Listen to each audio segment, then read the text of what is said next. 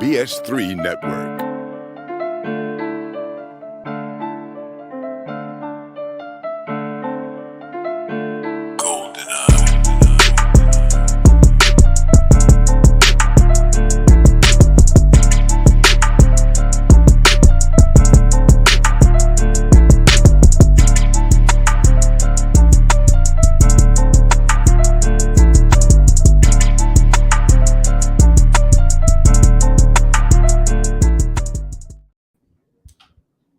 Hello, everybody.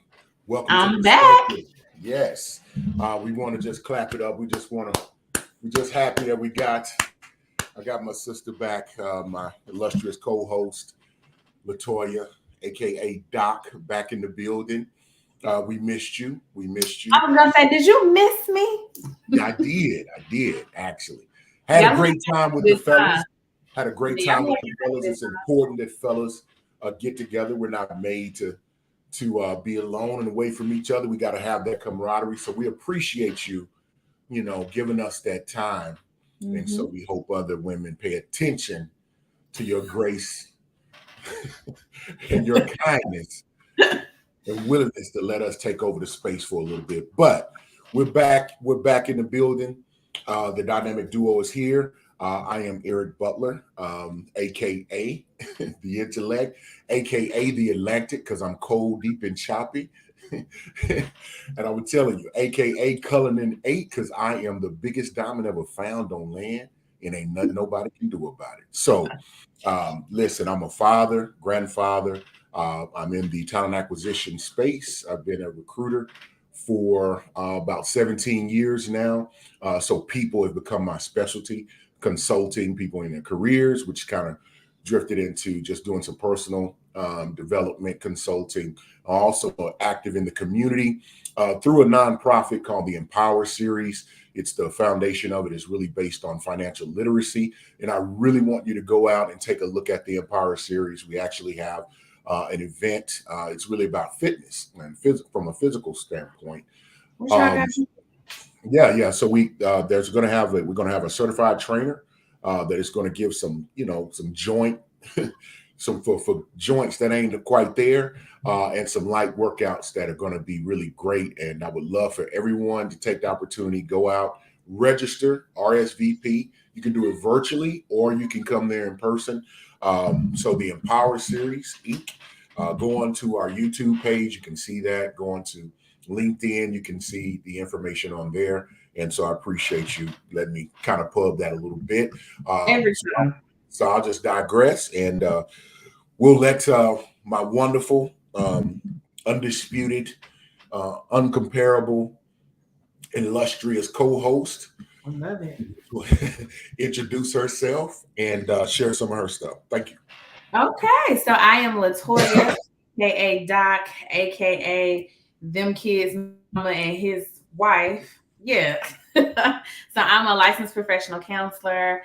Let's see what else. I'm a podcast co-host, an author, speaker, and I also host an amazing conference that will be coming back next year.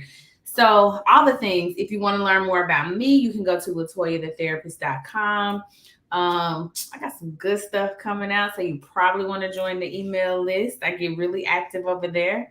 Otherwise, I say we jump right in because I missed you. Yay, I'm back. All right. Happy to have you back, Doc. Seriously. Yeah. Seriously.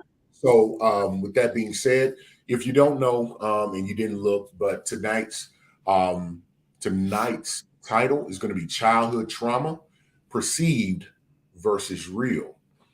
What's made up and what's actual. So don't know if that's going to be controversial, but most importantly, I think we're going to delve into the thoughts of not just childhood trauma, but trauma in general, I believe. Because if it's not looked at, even paid attention to, then that can drift into adulthood. So that'll be pretty interesting. If everyone paid attention, they would understand that Doc is a licensed therapist. This is something they've been doing quite some time. And to be for a serious moment, I'd like to say that what she has and what she does, I believe, is a gift. I've kind of seen it in action. And so I'm really excited. And you really are about to get something that, you really need to pay for. So with that being said, this is I'm excited about this opportunity. So we'll read some comments. Mr. Ben Sutter III. And if you can't notice, the BS3 network is where that's the ship that we ride on. And if you see the Ben Sutter III, he puts the BS3 network, a BS3 into the network, BS3 network. So by sending stars help us earn money to continue building a network. And we thank you for that. It really is a solid organization, place to be.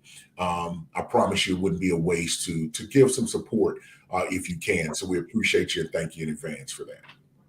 All right, and then we got hi, Aspen. Hello, Aspen. Glad you're here. Mr. J. Gillian. We say welcome back. I'm so glad to be back. Thank you. Put up comment section. Absolutely. Get them stirred up. Miss Steph, thank you for being here. How you doing? Yes, let's get it popping. Hey, sis, how are you? All right. I appreciate it. If everybody don't know, don't tell them. I said go ahead and tell them. Absolutely. That's if you don't notice that last name, that's my baby bird right there. Okay, now they just in the comments getting it. Okay, gotcha. All right. So, of course, I am not a licensed therapist, but you can't tell me that I don't know a thing or two. However, definitely going to, step back, kind of talk, let Doc kind of lead the way. And, of course, I'm going to say something. I'm going to have some questions, and I may have some retorts every now and again. So just everybody prepare yourself for that. So with that being said, Doc, let's kind of dig into it. Let's go. So first, everybody, listen, my disclaimer. We know that you know somebody that knows somebody that does not align with what I'm going to say. It's fine. There's an outlier for every situation. We are speaking in general based on our education, our knowledge, and our experience. This is also not therapy. I am a therapist, not your therapist. Do not go back and be like, well, Latoya, the therapist said, because I did not say it to you personally. If we don't have paperwork and payment, I am not your therapist. Okay. Now, what's trauma, right? So that's the question for me. So trauma is a triggering event that causes you significant emotional distress. So there's big T trauma and there's little t trauma.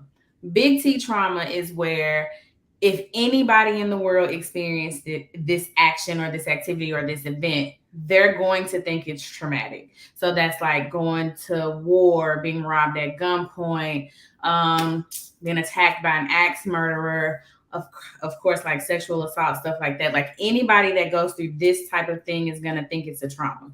Little T trauma is like dependent on the person. So like I could be bullied and think it's a trauma, but you might be bullied and be like, nope, I'm strong. That is not a trauma. I don't know what happened. No. A breakup could be considered traumatic depending on how the person processes it. Moving long distances could be considered a trauma. So that's like little T trauma. So I want to start with that general definition. But here's the thing that I really want to talk about. You said what's made up and what's actual. Nothing's made up. If a person say that's a trauma, it's their trauma. I get it because I believe perception is reality. Right. But who's out here making up trauma? Like, I'm not saying like lying. I'm saying who is out here making up trauma? Can we talk about that? Well, I think the premise of that is, you just, and I love the fact that you just shared about, there's big T traumas, which I think anyone could, well, I ain't gonna say that people have done strange things. But I love the definition of, major traumas, and you gave some examples, and then little T traumas. So, or little T's is what we'll call them, little T's. So with the little T's, this is the premise of that. It's not a made up trauma, but I think it's the practice of others who try to make little T's and function and operate and make excuses as if they were big T's. So here's the thing. perception is that person's reality. So it's little t because we didn't think it was that big of a deal. But if they felt like it was a big deal, people literally get stuck there. Like people have arrested development because their middle school crush said, I don't want to go to the dance with you. And like they're really stuck there. And while I feel like, hey, come on, guys, let's move a little forward in life. If that's how they feel, that's how they feel. So it's not made up. I think it's more, I think what we should really deal with is like, how long do you stay stuck when it's a little t trauma? How long do you let Tommy bullying you on the playground hold you hostage? So let me stir up the pot a little bit. So how long do you blame and stay angry at your parents because they weren't maybe together, or they weren't present as much, or they were having a rough time themselves and wasn't considered a good parent in that regard? How long did they hold on to that? Or man, let me ask that: is that a little t or is that a big T? Again, I know you said perception, because to some it would be right, like because to somebody that's like a big deal. I would even categorize it as big because your parents, like, you can't, for all intents and purposes, you can't escape them. And so if CPS don't come get you, if your grandma don't come get you, and you're stuck there, like you can't get out. So if you deem it to be an inappropriate situation, or you think that it's like horrible, then you're essentially training yourself to think that you've been held hostage for 18 years. See what I'm saying? So I would say that it's big T. That's what I think. How long do you stay stuck there? Man, I have a client now. She's older than me and you, and she's stuck there. So I don't think that there's a time frame. I think it's more like, okay, this is awful. This happened to me. These people was trash. We cussing them out, or we moving on? Right. Like what yeah. And I think the sad thing about it is that you see a lot of self-pain inflicted regarding that, because they won't move on. You know what I mean? But let's read the comments. Aspen Smith says, when I think about this topic, I think about when you try to reconcile traumas with the people in the family or the person who caused the trauma. To some, a resolution is needed. I think that's such a good point. And I encourage people, when it's safe, go get your resolution. But this is why you have to be careful. If you go up to your mama and you say, hey, you were a bully, you abused me, it was not okay. And your mama say, that didn't happen. That was discipline. What are you talking about? What do you mean? Are you ready for that? Even the bigger one is like when somebody, like, I'll just say it, like when somebody does something to you sexually inappropriate, when they molest you, and then you go back to that cousin and you say, this is what happened. And they say, we was playing mamas and daddies. What you talking about? Or they say, that never happens. This was just hide and go get it. Like, nah. Are you like really ready to deal with that? And so you have to be careful when you're looking for a resolution, because everybody doesn't share your perception. And if a person has moved on in their life and created a life to where they think that they're a decent person, you're going to come in and introduce this narrative that they're a predator, an abuser, whatever you're trying to say that they are. They're not going to subscribe to that. Man, that's a huge dynamic. And then that's a second trauma for you. So you have to be careful with that resolution piece, and like think about, how can I get resolution within myself? Do I need to journal? Do I need to go set something on fire? Do I need to go to a rage room? Do I need to set a boundary? Like, what do I have to do so that I can create my own sense of safety? Repeat those slowly. Again, I think that's important. Because you just gave resolution to that issue.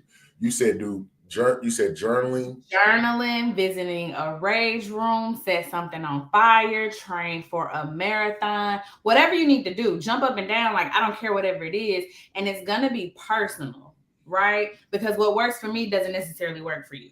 What makes you happy doesn't necessarily make me happy. What makes you feel better doesn't necessarily make me feel better. So what do you need to feel safe? Because when you experience a trauma, your sense of safety is removed. How do we get you to feel safe? Going and confronting this person and looking for a resolution, and they look you in your face and say that didn't happen, that's not going to make you feel safe. And yeah, And I don't know how.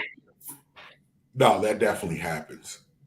And so what that would apply, like someone that's, I think this would apply because I think in my personal life, the scenarios that are similar to that will be like, I want them to just acknowledge what they did and I want an apology. And I've said, and hopefully I don't get in trouble by you, and you'd be like, you said what?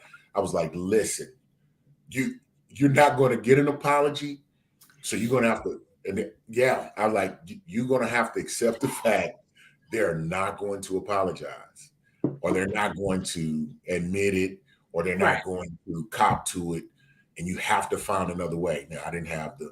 Well, so I thought you were saying they wanted an apology from you when you wouldn't give it to them, and I was like, oh no, not me personally, no. Yeah, you just telling the person they're not gonna get. Oh yeah, I said I was trying to help. I said, you gotta be okay without that. But that's why I was wanting you to break that down. You said journaling, but I don't know if that's because to me it seems or it sounds like that would be much tougher to, like if that's what you feel like you need for healing.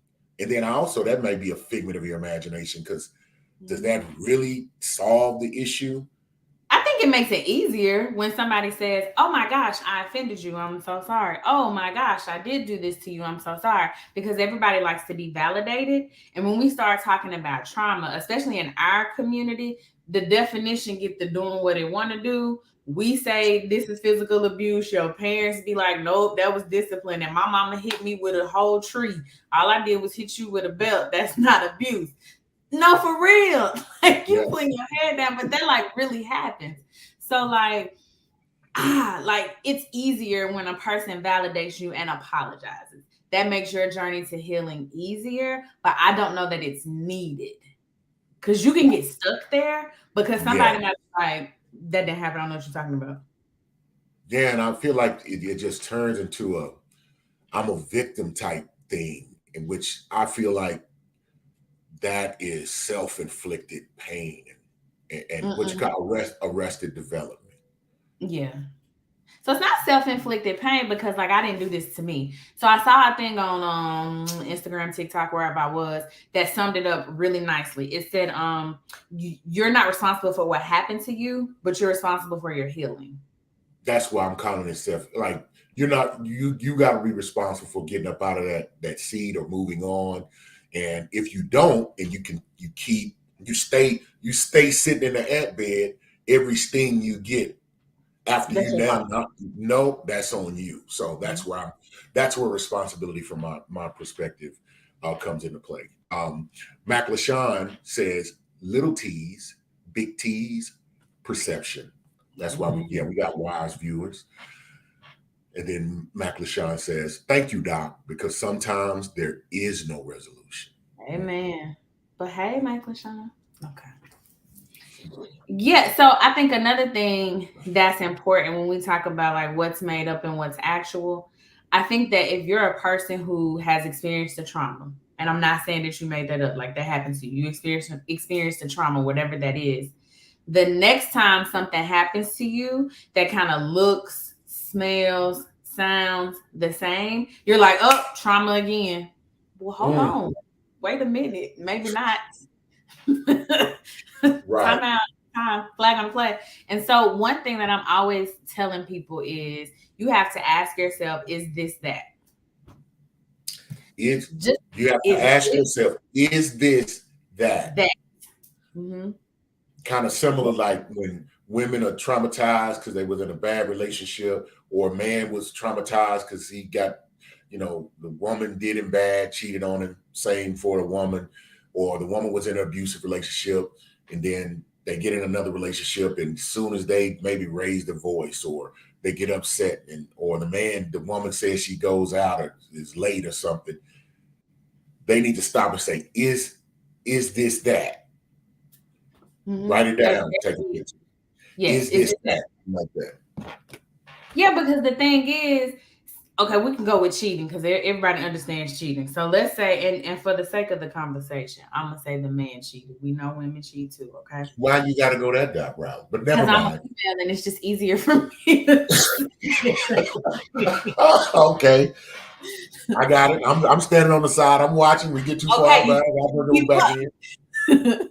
So let's say he cheated, right? So you get with somebody else, and then he checks his phone and put his phone in his pocket. You like, oh, he cheating. Is he cheating, or is that where his phone was before the text messages went off? You know what I'm saying? Is this that? Yeah, because the trauma I think men go through with that is you got to be afraid to put your phone down, face down. You better make sure it's face up. I'm being funny, but no, go ahead and continue, Doc. I'm just like, so, because the thing is, something happens to you and it shifts the neurons, the pathways, like all the things in your brain shift. Trauma impacts every single part of your life, whether you want it to or not. It just does. That's just the research, whatever. So now you have to learn how to navigate in a world where you're going to be triggered. Somebody's going to pick up their phone, be like, oh, they didn't want nothing, and put it back down. That don't mean they ain't cheating on you. Somebody's going to raise their voice because they're excited about the football game. That don't mean they finna hit you. You know what I mean? So is this that? Is this that? Mm-hmm. Is this that? I keep saying that because I think that's, this is really, really good. It's better than anticipated and expected. So what other aspects of trauma would you want to make sure we cross? Okay, this is what I want y'all to stop telling people. Get over it. Wait. Please stop telling people. Stop telling people to just get over it. Yes, that is so. I'm not disputing it. I'm just saying, okay. That's terrible. Hold on, we got a comment. Hold on. Yeah. So isn't that a trauma trigger? Well, Aspen Smith says, isn't that a trauma trigger, which is creating a hypervigilant person? I'm thinking we talking about the phone thing that I just said, and I would say yes. But hypervigilance is not okay. It keeps your body in a heightened state, and like you're constantly in fight or flight. So I want you to not be as hypervigilant. That's why I'm saying one thing to do to not be so hypervigilant is to ask yourself, like, is this that? Because yes, it is absolutely a trauma trigger if you've been cheated on and then somebody pick up their phone and then put it in their pocket. Like you like, what's happening? I don't trust it. Because you were triggered. Like this person ain't done nothing to you. So yes, you are. That is so. I don't know why I just got really afraid right now. Why? What happened? Because that is very disheartening to think of. Because now, I mean, everybody has trauma, and I think the longer you live, the more traumas you encounter. Agreed. And so just to think about the vastness of the world, the people that we interact, that come across, and you never know what little small, incremental thing that you're doing that is 100% innocent that may be a trigger for someone. It's making me rethink a lot of interactions and encounters, not just in relationships, but just with people in general that I felt like were strange or went awry, and I was confused about what even occurred there. That it may have been something that I did, inadvertently, of course, but it was a trigger for someone. So that is, is this That's that? why everybody needs to read the 4 agreements.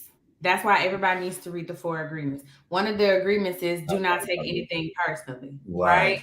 So you picked your phone up, you saw the text message, you put your phone back down, and she went crazy. Don't take that personal. And now, yes, easier said than done. Absolutely. Because somebody spazzing out at you about a text message on the phone, like I'm probably going to say something back too. But in theory, you would be like, this is not really about me. I'm not going to take it personal. We're going to work through this, right? But you say easier said than done, but how do we get it done? Is that part of the journaling and the journaling and the rec room, what you call it? The rage room where you go like rage room and just go bust up stuff. Yeah, I don't like tearing up stuff, so that might not work for me. Or so how do we address that? How do you say it's easier said than done, but what's a real true applicable thing to do? So what I was saying was easier said than done is you put your phone down and somebody like, rah, rah, rah. I'm saying don't take it personal. Well, that's easier said than done because the moment they're like, what you doing? Then you like, wait a minute, like what's happening? I just got an email that I didn't want to respond to and I put my phone back, right? So how do you get out of that is you say, okay, first let's calm down. Okay. That person has hopefully been in sessions with me and now they're going to ask themselves, is this that? Then they're going to apologize. And I'm just kidding. You really have to communicate through it and figure out like what's going on. So I put my phone in my pocket and all of a sudden I'm a cheater. Can we kind of walk through how we got there? Right. I mean, but that makes too much sense. It does, but then that's when you got to realize, like, is this conversation worth having? Is the stress of where I put my phone, is this person worth that? Because that's really what it is. So Ms. Steph says that's why communication and conversation is so important. So important. But you know what? People miss it because I don't know that people are aware of their triggers. So what happens is, the thing. I mean, yeah. Or so that I'm sorry, go ahead, Doc. Even if we're communicating and even if we're having conversations, if I'm not aware of my triggers, I can't share them with you. So you don't know that when you turn your phone this way or put it back in your pocket, that's upsetting me. Because I didn't know till you did it. So somebody gotta have some sense in the game. Hopefully. But I see a lot of people who come to me after.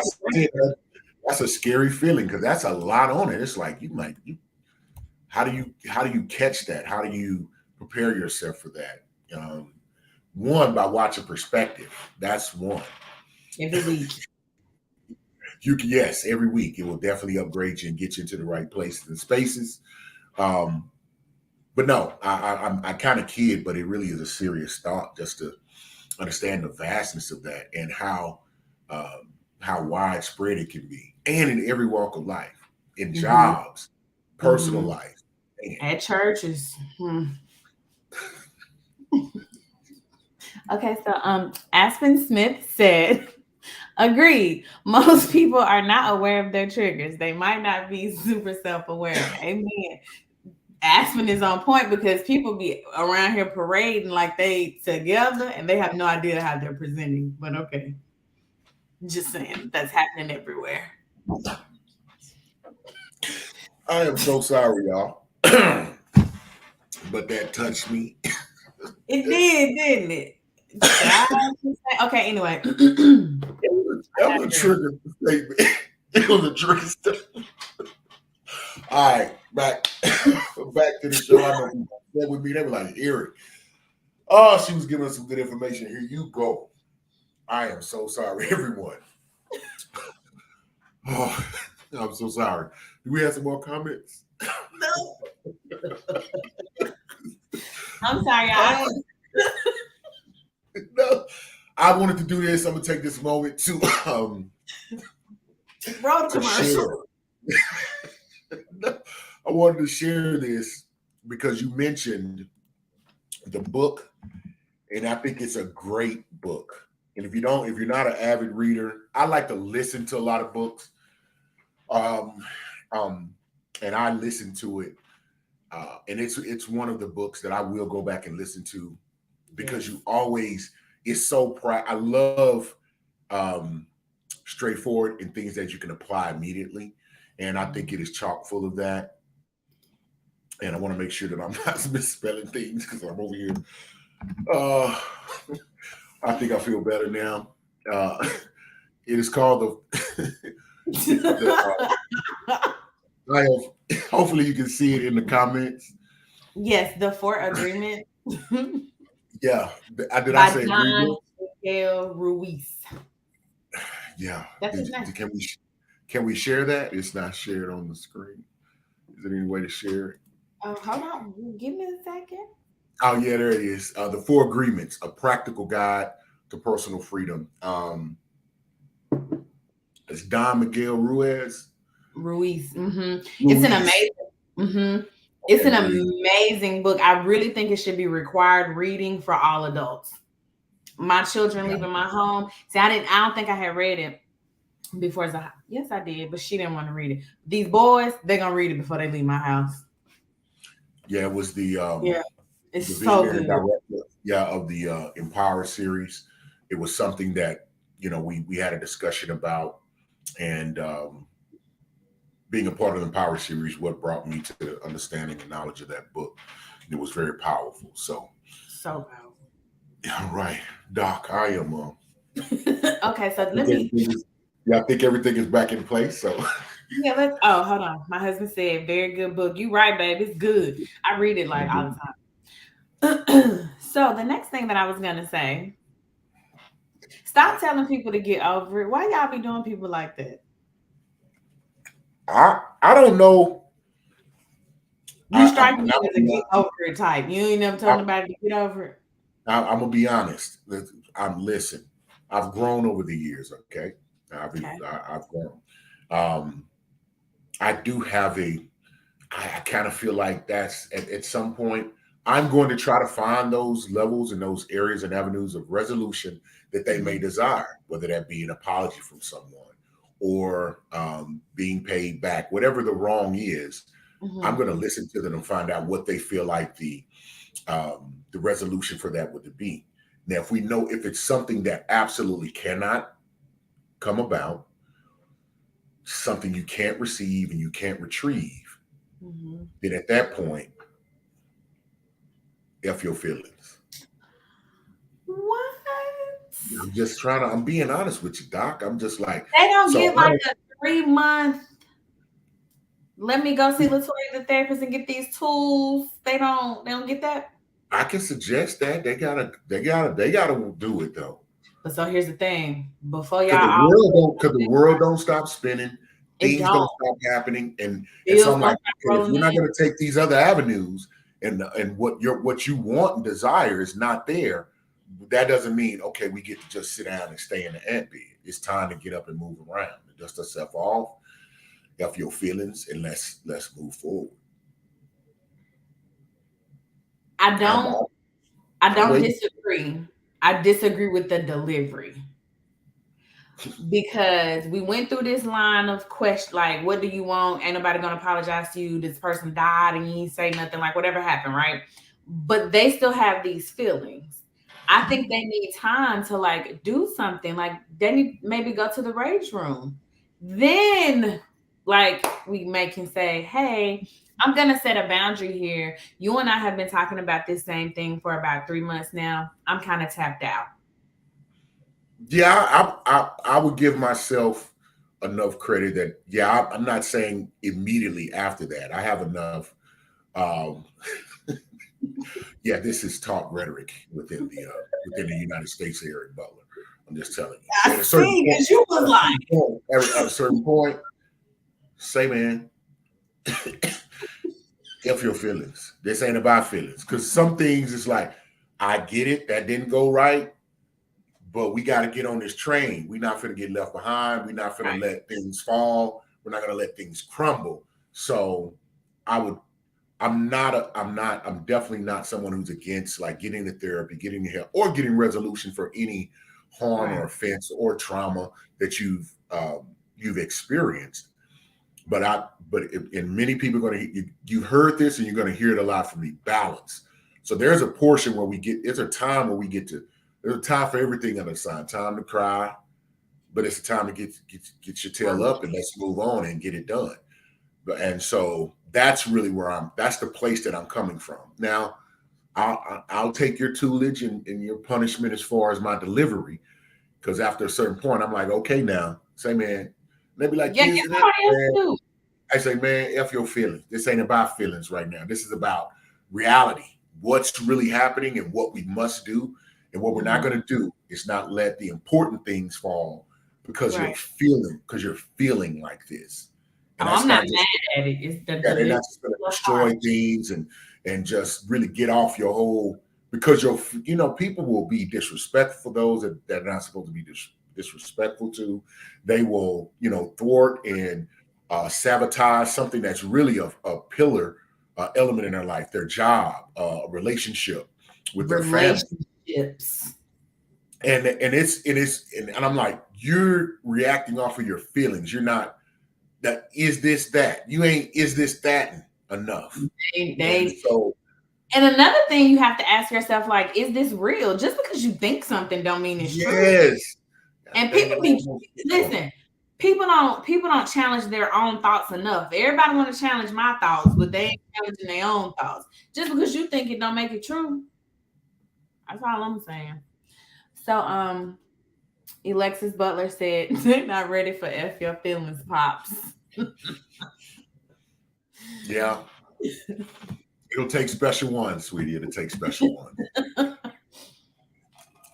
That's why we don't just let anybody run with us. You know what I'm saying? Okay, because I mean, I can't get no time to journal or nothing. Like, that's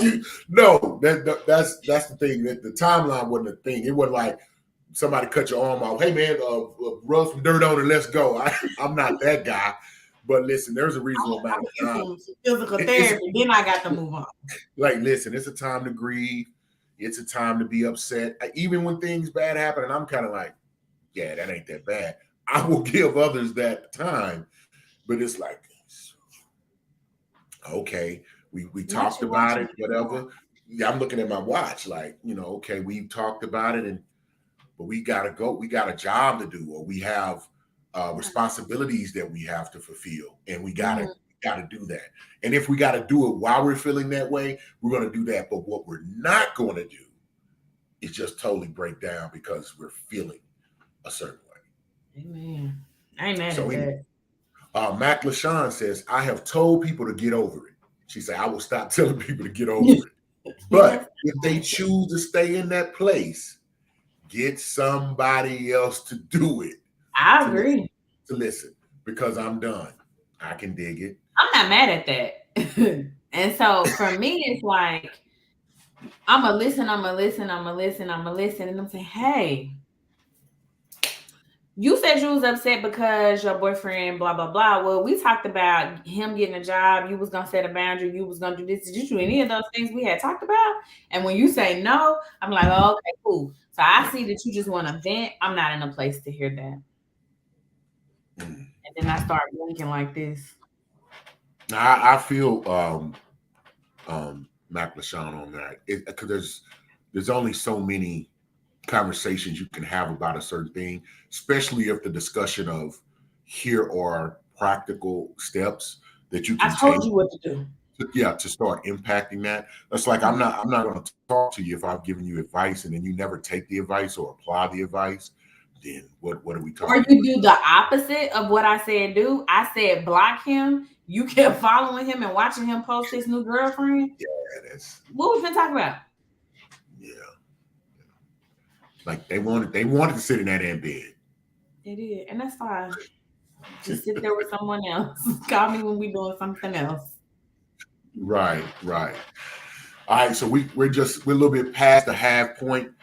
Just gonna have a short break, let the commercial play, then we'll be back, and Doc gonna come with some more punches, some more is this that's, and yeah, I gotta pay for the rest of the who what where? No, I'm just saying. So we'll be back here in just a moment. And it runs a little bit, but I want y'all to pay attention to it now. You go and come back. Don't leave. We'll still be here.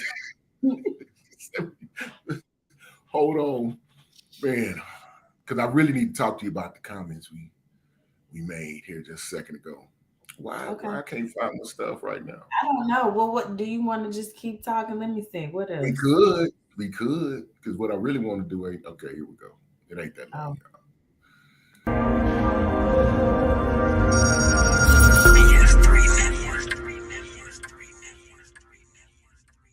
BS3 Network, changing the way you watch TV.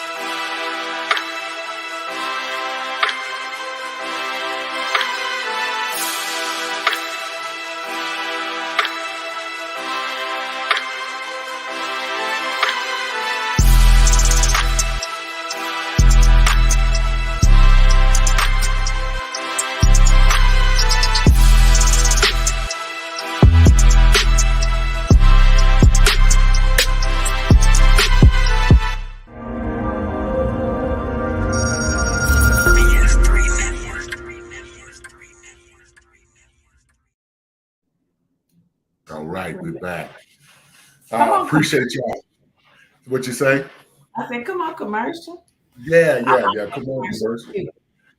Yeah, so any of those shows, I mean, if anything piqued your interest, definitely go to BS3 Network. Look at we have a Facebook page, of course, a Twitter, YouTube page, and go on there, take a look at it, see some of the other things. Come back, comment, let us know what you think. So we appreciate that. But we'll get back into it. And so, for those who may be joining us, we were talking about traumas.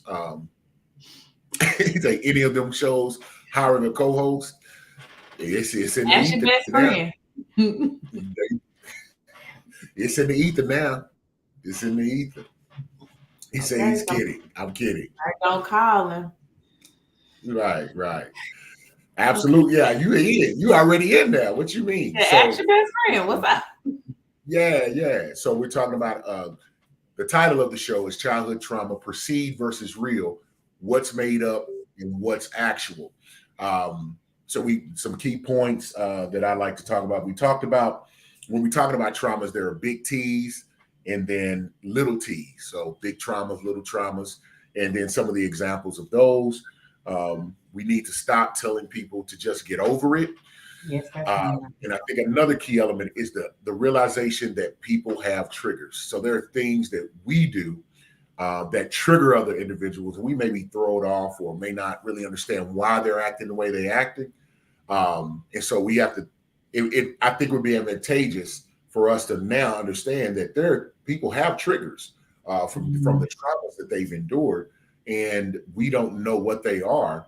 So it might help us to understand, be a little bit more patient and calm if someone maybe acts out of sort on something that we did, and it seems we think it's very minor and it's innocent, and they seem to be responding like it's a big T. And I will say, Doc made clear that big T's and little T's are really subjective. Yep. So what they think is a little T, someone else may think is a big T, and vice versa. And then a great point you talked about, is this that? So in regarding to those triggers, many times, if you're the person who's triggered, and we all may have triggers that we're not aware of, if we start to identify that, we can better ourselves by asking ourselves, is this that? Mm-hmm. So something similar to a trauma that you've encountered in the past, slow down, ask yourself, is this that? And that will help you go a long way. And then she made a key statement in the first half about challenging your own thoughts. So Doc, we can start right back there. So when you say challenging your own thoughts, is that, I don't know. I'm a pretty accurate and right person. I'm just a smidget. I'm just a smidget under the great I am. So I don't know. How do I challenge that? Okay. Right. Probably want to start there. Like this smidget. Like what is that? Can we get a little bit more accurate? Yeah, well, me and Solomon, that's my first cousin, and we ran together real tight. Okay. That's what I'm saying, people. We just because you think it don't make it real. All right, I just broke the ice with that one. No, but really challenge your own thoughts. Kind of dig into that a little bit. Okay, so here's the thing. We have, I forget the exact number, but X amount of thoughts per day, right? And some of them are even on a subconscious level. We don't even know that they're happening. Yeah. Just because you think it does not make it true. So you're walking down the street and you're like, what if a UFO popped up in here? Okay, what's the likelihood? Let's start breaking it down, because now you're about to have a panic attack about the UFO. And so whatever your beliefs are, it could be real, it could not be real, whatever. I'm not here to debate that. What I want you to focus on is, what is the likelihood that that's about to happen right now today? Not very likely. So let's take a deep breath and go on with our day. We don't have to be anxious about that. Mm-hmm. Or people, the most common one that I see is like, oh, I can't go to this event because everybody's going to be staring at me. They're not. They are so worried about what they got going on, and the women are so concerned about their own feet hurting. I promise they're not staring at you. I promise. So would this go into class with assumptions, like making assumptions? or is that something? So, yes and no. You're assuming that people care about you and they're staring at you, right? But it's also just like it could be a person's just their train of thought. That's just how they think. They think negatively. They think things are gonna go wrong. They think someone's gonna do something to them, and you have to challenge that. Because how many times in real life have you been walking down the street and somebody just did something to you? Is it possible? Yes. Is it really, really likely? Not really. So there's a certain level. See, I think that's balance. It's a certain level of that's why I like respect reality. You know, we've talked about this. My personal philosophy is you live in truth, operate in balance, and respect reality. And in doing so, it's not I'm not going to totally ignore the possibilities of anything, but let's stay. I'm going to stay in a middle ground to I'm going to respect reality, like you just said. What is the likelihood of something happening? Are we even in an environment for it happening? What other research, evidence, information lends to that thought? And I damn near just answer my own question. So that's how you challenge it. I think you should challenge your own, is to to ask yourself, what can I support this thought with? And if there's not much to support that thought with, then you've now challenged your thought, and it can maybe bring you back to a more centered space. Right. And so another is this that I say evidence for, evidence against. Because I'm not going to tell you, I'm never going to tell you like, hey, don't be cautious. You're going to go to the Walmart and everything's going to be fine. Because that's the day somebody going to rob you at gunpoint because I said it was going to be fine. So I'm never going to tell you that. What I'm going to tell you is do evidence for and evidence against, and I'll sit here and I'll listen to you. But the only caveat to that is evidence has to be facts. It cannot be feelings. It cannot be what you feel. It can't be what somebody told you. It has to be facts. Facts like feelings. Yeah. I can hear. People's feelings are valid. Don't do that. Okay, I'm sorry. Yeah, but like evidence for and evidence against. Like, so people don't say, I'm about to get robbed at gunpoint. Okay, cool. What evidence do you have to support that? Somebody got robbed at gunpoint 2 days ago. Great. That's one in that one. What evidence do you have against it? It's daylight. There's nobody here. There's a security guard right there. Like, okay, well, we got 3 on this side, 1 on this side. Are you going to get your groceries or not? Gotcha.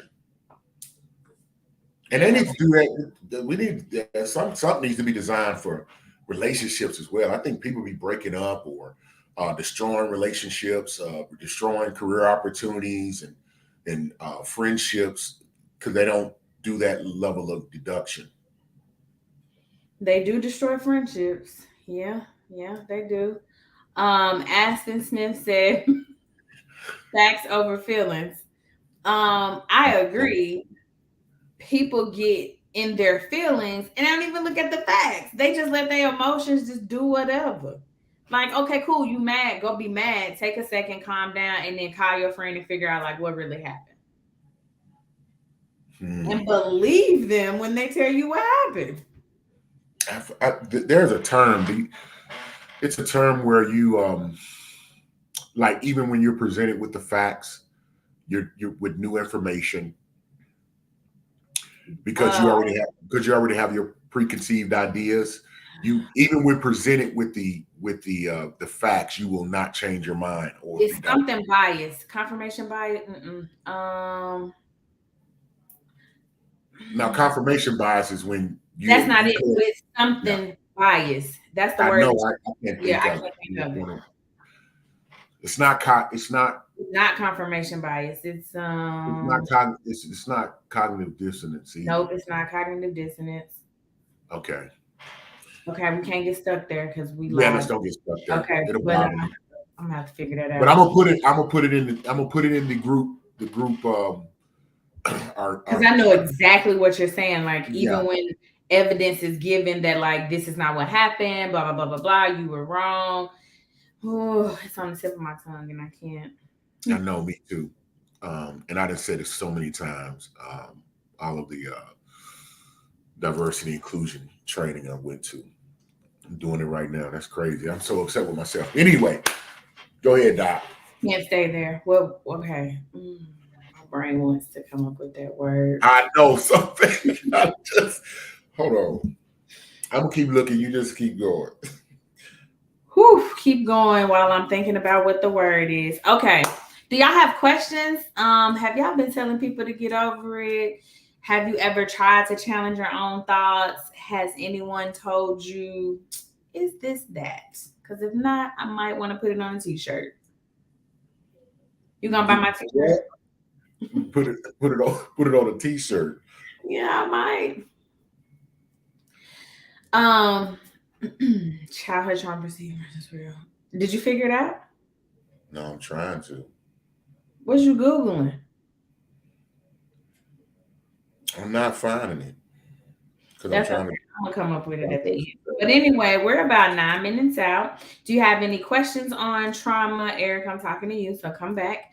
Do you have any questions on like trauma or anything? Because I feel like you to like get over it type. So is there some when it comes to traumas? So what is that mechanism? And we talked about this a little bit earlier. So what is that aspect? You said some people will be like, well, I can get over the trauma, and it could be the same trauma. Mm-hmm. And what is that nuance, or what do you feel like the nuance is that makes one person able to get what makes someone else's T little and somebody else's T big? And I'm talking about it's the same, but it's the same thing. Right. It's resiliency. So it's just somebody's ability to move on or not. So let's say it's two kids in the same house. They went through the same thing. They got the same mama. They ate the same thing for breakfast. Everything is the same except they're two different people. One person has a higher level of resiliency, and the other person doesn't. That just means that they can endure trauma better than the other person. Is that just an innate thing is that a divinely given thing or something of that nature? We don't know. But what I will say is some people become it. Some people become the opposite. And I really think it's just the luck of the draw who you are and how you view it. Okay, let me give you a better example. Let me give you a concrete example. So I, as a child, did not like getting whoopings. Like, it was the worst thing ever, right? So I'm less likely to whoop my children because I didn't like it. My brother got worse whoopings than me, and he used to whoop his kids. But he probably don't whoop them like he got whooped. Probably not, no. But he will go to that quicker than I will. Gotcha. Well, and obviously not now because his children are older, because I know somebody going to be like, Scoop, your sister said. So we're talking about when they were younger. Right. And it was just you spread a rod, you spoil the child. So I do believe in capital punishment. I'm not saying I don't. I'm saying I would rather. I don't know. Do you think that could cause trauma? Because that's what I'm saying. You got people walking around here like, my parents whooped me, and then they're calling that trauma. And then, because I feel like it's too easy. But let me go on and get into it. I think it's too easy to just say any, off kilter. The world presents you with this fluffy, how it should be, life, how discipline should be displayed. People will take anything and just call it trauma. So what, as a therapist, how? Okay, that was simple. I didn't think you would just come to terms with that easily. No, that makes me feel better about it, because I think there is, like you talked about, resiliency. I really think everyone's capable of that level of resiliency, and I think you bow out because I think some traumas really are just excuses to be lazy, to not have to take on responsibility and not to have to step into things, and they just want things to come easier. Because you're going to get a certain level of compassion and patience and softness if you can present and convince others that you've incurred a particular trauma, or you haven't gotten over a certain trauma. That's manipulation. If I'm saying, somebody did something to me, because kids do that. Kids are manipulative. I got 3 of them. They manipulative. What are we talking about? But if somebody is like, oh, they did this to me, blah, blah, blah, because I want something from you, because I need some, or like I want a different outcome, that's manipulative. But children are manipulative in the sense that they don't know what else to do. They're just trying to get their way. I think for adults, it's different because there can be malicious intent. I don't know that when my child is whining because he wants Sprite that he's trying to be malicious. I think he just likes sugar. Yeah, I got you. And I'm talking more. I probably shouldn't even just brought up kids. I was just saying the aspect of that element comes up early, but really I'm talking about those who suffer from the arrested development, because you mentioned that. So because we're going into the last 5 minutes of our show, so really that arrested development, I'm interested in that because I think that's what frustrates maybe more resilient adults when they know someone's been through something, but it's like, okay, we still got to get out the gate. So let's kind of wrap up the show. How do we approach and attack those situations with, I would say your younger adults, hell, and even some of the older adults that function from that type of space? Okay, hold on. We're going to do these last comments and then I got you. Mr. J. Gee said, I'm whooping my kids. And then he said, but not really anymore, though. He ain't whooping the kids. Because if you do it good and early, you don't have to later on. Miss Mac LaShawn said, I have never spanked my kids, and it has nothing to do with how I was raised. Why don't you spank them? I got questions. Like my questions be like, why? It sound like it was. I'm assuming it was just a decision that they made. Yeah, but like why? Because we make decisions when we have more information. Okay. So like, did she read a book? Did somebody say, hey, try positive parenting? Are her children just like little angels and mine are not? Like, like what? Those would be my questions. But to answer your question, how do we attack people who are dealing with arrested development and they need to get out of the gate? I think that we don't. It is not my responsibility to get an adult out of the gates. You are going to stress yourself out. You're going to worry yourself gray. It does you no justice. You cannot want it more than they do. You're going to burn out because you're taking your energy to move you and pull them and their dead weight. It's not going to work. I don't think we do anything. I think they make a decision that they want their life to be better.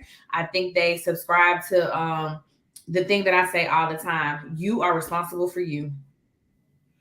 And so yes, arrested development is a thing. You have a 12-year-old that starts smoking crack and then like ends up being a child like sex exploit person. Like they're trapped. Their brain didn't get the time to process, so they are trapped. Okay, cool. But now you recognize that from a chronological space, you're 30. Do you want to do what other 30-year-olds are doing? Then you need to go seek out resources and get help. Help is everywhere. Start on Google. How do I apply for a job? Google will walk you through that. Yeah, homeless people got phones. So I don't think we do anything. I think that person has to decide that they want something different for their life. Thank you, Doc. I think you just heard it from someone who's trained, someone who's experienced. And I'm saying this to some of those parents who are wearing themselves down, going gray, trying to drag their running through their retirement for their children who are in that space. And it is okay. You just have to.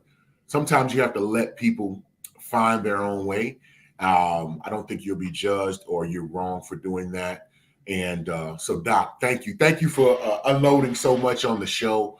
I really found it, enlightening, definitely informative, and you're good at what you do. And I'm just going to tell everybody on the show, it'll probably be filled by the time you see this, but there's some small slivers of space open. So definitely share that information with someone you think that can benefit from Latoya the therapist services and her gift. That's what I always call it. And but we appreciate you for being here.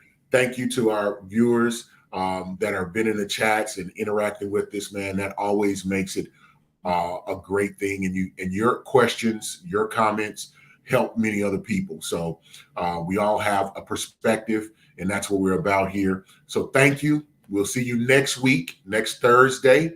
Go to our Facebook page, Perspective Podcast. Make sure you join if you hadn't joined. Invite somebody to join, and then also be active in there. If there's other things you would like to discuss, other questions, things that weren't answered tonight, just put them in there. We'll do our best to respond and get it going and get it cracking. Until next time, we appreciate you. All right, bye-bye.